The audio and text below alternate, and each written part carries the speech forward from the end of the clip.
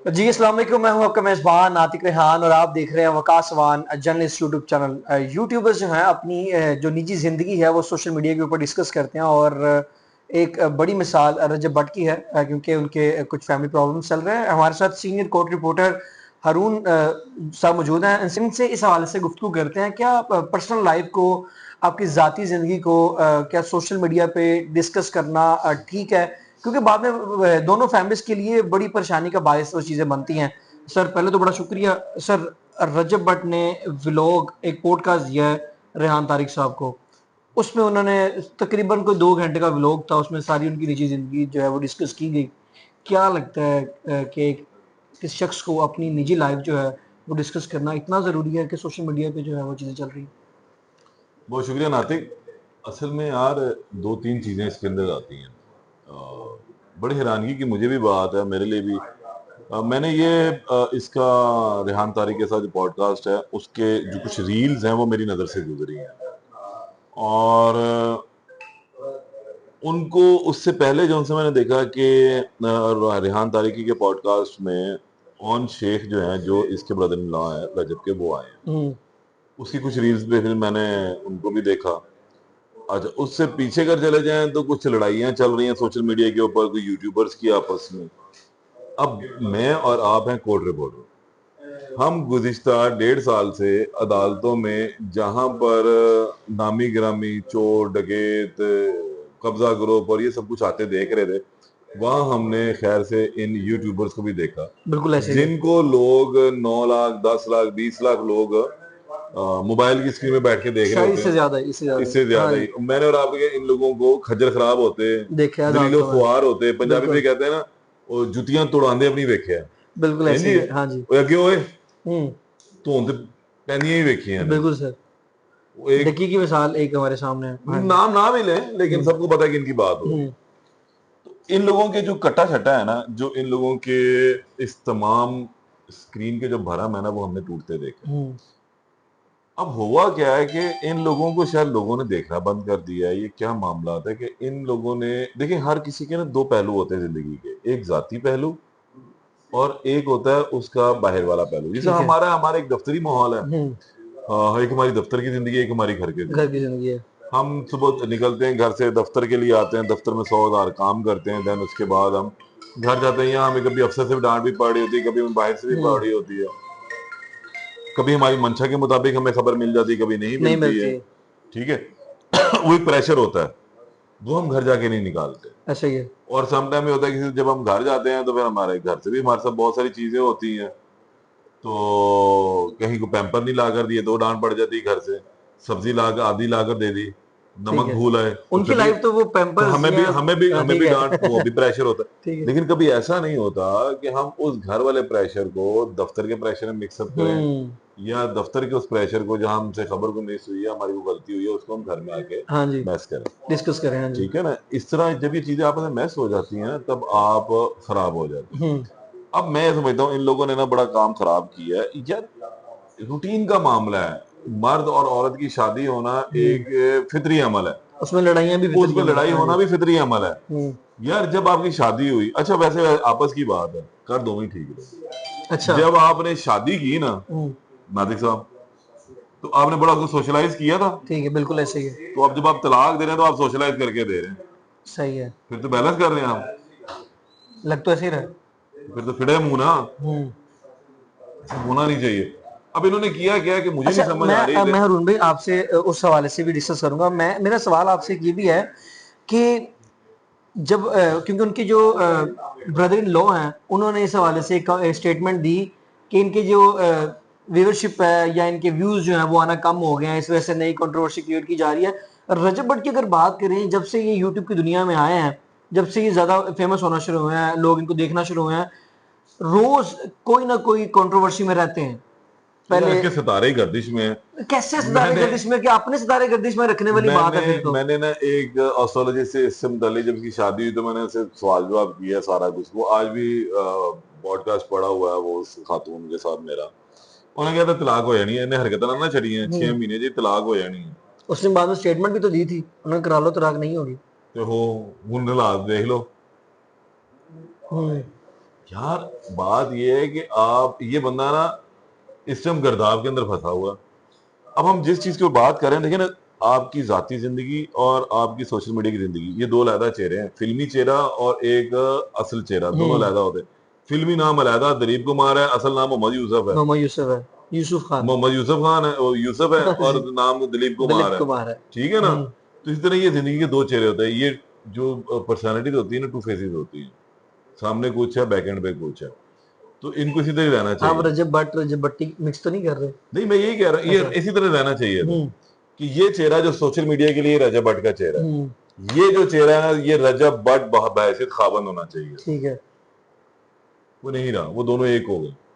ये ट्रांसपेरेंट हो गया, इधर से भी रजब नजर आ रहा है, उधर से भी रजब नजर आ रहा है। यानी कि आपने चीजों को मिक्सअप कर दिया। अब वो इतनी खराब हो गई हैं कि अब दोनों पार्टियां, पहले वो ओन ने आके सोशल मीडिया के ऊपर अजीबोगरीब इल्जाम लगाए, छोटा होने के नाते और एक रिश्ते होने के नाते उसको ये आना नहीं चाहिए था। ये तो उसी दिन ही चीज क्लियर हो गई थी किसी हद तक कि जब आपका एक ब्रदर इन लॉ, या उर्दू में जब उसे साला कहते हैं ना, वो आकर अपनी बहन से मुतलिक और अपने बहनोई से मुतलिक, उनके घर वालों से मुतलिक गुफ्तगू बैठकर सोशल मीडिया के सोशल ऊपर मीडिया कर पे रहा है। कर रहा हूँ, इवन ये भी कह रहा है कि कैमरा लगा हुआ, रिकॉर्डिंग मैंने भी की हुई है, ठीक है। लेकिन मैं चला नहीं रहा। हाँ, वो तमाम चीजें जो है, जो वो कर दिया, तो फिर समझे बात, वो कहते हैं ना पंजाबी जो गल कहती, मैनू मुंह कड्डो मैं तेन पिंडो कड्डा। हाँ, मैं पिंडो कटा, बिल्कुल। तो ये वही काम हुआ और गल उसने। पिंडो निकल गई है। अब उसके मुंह से निकल गई, हम्म। वो पिंडो काट रही है। अब रजब कितना अर्सा खामोश रहता, 2 महीने, 4 महीने, 6 महीने तो वो रहा। वो ना को नहीं बोलना शुरू करता। अब वो भी अपनी ड्राइंग रूम के तमाम मामला को उठा के ले आया है सोशल मीडिया पे। Social media. अब होता क्या यार, क्या खराब हुआ? इकदार, माशरती इकदार खराब हुई। किसी का कुछ नहीं किया। इन लोगों को देखकर, और मैं तो पहले दिन से कहता हूं कि ये लोग कोई इन्फ्लुएंसर्स नहीं है, ये जनाब आपको इन्फ्लुएंस कर रहे हैं बगैर थी बेहूदगी की तरफ। अब रेहान तारिक के साथ बैठ के पॉडकास्ट करना, रेहान तारिक ठीक है, बीइंग जर्नलिस्ट मैं उसको देखता हूँ, एक जर्नलिस्ट है। अगर तो मैं उसको दूसरे अंदाज में देखूं तो एक एंकर है। ना वो आलम है, ना वो मीडिएटर का किरदार अदा कर सकता है, ना कुछ कर सकता है, ना उसमें इतनी अकल मौत समझ बूझ कुछ भी हो सकती है। ठीक है, कानून के उसके ऊपर कोई दस्तरदी नहीं होगी शायद। अब इन तमाम चीजों को लाते देखते बैठ के एक टीवी के ऊपर वो अगर कह रहा है ना, मैंने कहा था मैं कोलैबोरेशन के लिए आऊंगा तो मैं आज आ गया, तो भाई आप कोलैबोरेशन करवाना, कोलैबोरेशन की चीजों को उछाला नहीं जाता, पूछा नहीं जाता। वो मुआ करा यार, चल मुका छड़ तू, उठ चल मेरे नाल चल। कोलैबोरेशन ये है कि आप क्या, मैं हाथ पकड़ता आपको जाके उनके दरवाजे पर खड़ा करता, उन्हें कहता ले मैंने आपसे कहा था कि मैं कोलैबोरेशन करवा रहा हूँ, तो मैं आज ले आया हूँ इसको, उसे खोले स्टेटमेंट बुआ। बिल्कुल। वो अंदर उसको बिठाते, वो उसको ओन करते, वो उसको इज्जत देते। ये दोनों मियां बीवी की सुलह आती है, उसका हाथ पकड़ता है, फिर तीनों के हाथ इकट्ठे होते, ये अपने ड्राइंग रूम के अंदर आकर बैठे होते अपने घर पे, फिर एक पॉडकास्ट होता, मजा मतलब आता। आप ये कहना चाह आपने तो रहे यार हैं, इज्जतें दोनों की उछाल दी। मतलब आप ये कहना चाह रहे हैं कि रेहान तारिक ने फुप्पो का किरदार अदा किया है? यार मैं तो यही कहूंगा, फिर ये उसने अकेले ने नहीं किया, मादरत के साथ यहाँ पर बैठे हुए यूट्यूब पर बहुत सारे लोग ये फुप्पो का किरदार अदा कर रहे हैं। फुप्पो बेचारी तो बदनाम है, जितना मोहब्बत फुप्पो अपने भाई के बच्चों के साथ करती कोई नहीं करता अपनी बहन के बच्चों के साथ। तो यानी कि फुप्पो जो होती है ना, उसके दो रिश्ते होते हैं, एक तरफ फुप्पो होती है, एक तरफ खाला होती है। अपनी बहन के बच्चों से वो गिड़कती है, अपने भाई के बच्चों से मोहब्बत करती है। ये एक फितरी सा अमल है। ठीक है। अच्छा अरुण भाई, मेरा सवाल आपसे ये भी है कि सोशल मीडिया के ऊपर जहां पर रजब भट्ट के हवाले से लोग उस चीज की मुखालफत कर रहे हैं कि रजब भट्ट ने आके जो है वो इस तरह के बयान दी, दूसरी जानिब अगर ईमान की बात करें, उनकी मिसेस की, तो उस हवाले से भी लोग जो है वो तनकीद कर रहे हैं, यानी कि जो उनकी फॉलोशिप है या व्यूवरशिप है वो बढ़ी हुई नजर आ रही है, कुछ ईमान के हक में है, कुछ रजब भट्ट के तो हक इसी में तरह है। ही होगा ना। देखिए, मैं मेरी भी रजब के साथ सिंपथी थी। अभी दोपहर को जब हम बात कर रहे थे, मैं तो ओपनली कह रहा हूं, मेरी सिंपथी उसके साथ है। रीजन वो सिर्फ उसकी एक लाइन है कि जनाब मैं 30 साल एक साल पीछे 30 साल वाले माँ पे तो नहीं छड़ सकता भाई, मैं भी वैसे ही, मैं भी नहीं छोड़ सकता। समझे बात? आप भी वैसे हैं, आप भी नहीं छोड़ सकते। जिसका जमीर मरा हुआ होगा, जिसकी समझ बूझ ही नहीं, वो तो छोड़ लेगा, उसको फर्क नहीं पड़ेगा।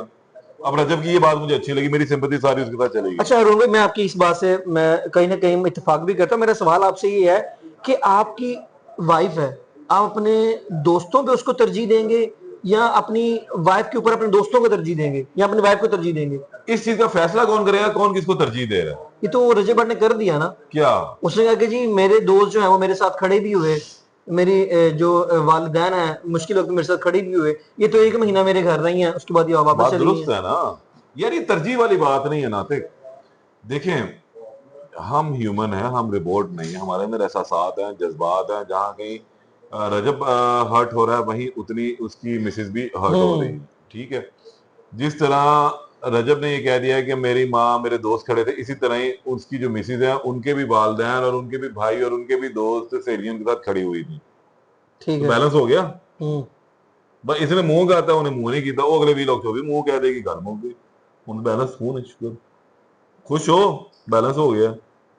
अच्छा। यार इश्यू ये नहीं है, बात हम वही घूम फिर के खज्जर हो रहे हैं यार। जितना इसको इश्यू को छालोगे उतना ही होगा भाई। आप लोग, ये आपका घरेलू मामला था ना, पप्पू का किरदार अदा करो ना, मामला खराब करो, लोगों की तलाकें ना करवाओ। यहाँ वकला सारा दिन यही काम कर रहे होते हैं बिल्कुल बैठे ऐसे हुए। ही कोर्ट अभी भी में। मैंने एक वकील साहब को बुलवाया हुआ है तलाक के मामले में।